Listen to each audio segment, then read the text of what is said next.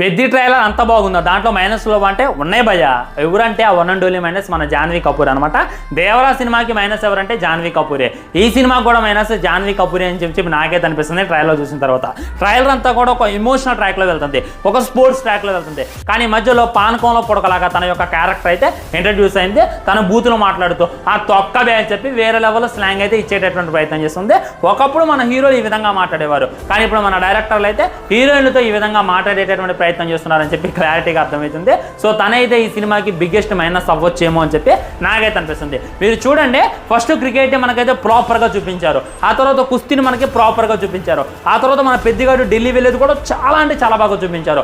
ఆ తర్వాత క్రికెట్ని కుస్తీని మిక్స్ చేసి మన పెద్దగాడు ఎలా పోరాడాడు అనేటటువంటిది కూడా జాగ్రత్తగా చూపించారు.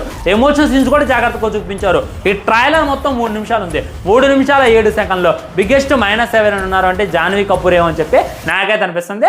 ఆల్రెడీ హీరోయిన్ వద్దులే అని చెప్పి మన రామ్ చరణ్ గారు అయితే బుచ్చిబాబు గారికి తెలియజేశారంట.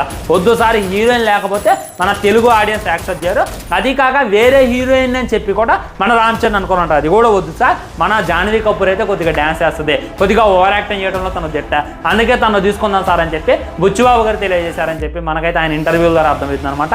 ఈ ట్రైలర్ మొత్తం మీద బిగ్గెస్ట్ మైనస్ అయితే జాన్వీ కపూర్ అని చెప్పి నేనైతే చెప్తా. జాన్వీ కపూర్ ఒక యాక్టింగ్ అయినా, ఆ స్లాంగ్ అయినా, ఒక బిహేవియర్ అయినా నాకైతే నచ్చలేదు.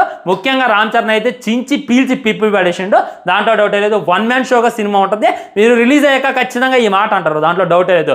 జాన్వీ కపూర్ బిగ్గెస్ట్ మైనస్ అని చెప్పి నాకైతే అనిపిస్తుంది. దీని మీద మీ కామెంట్.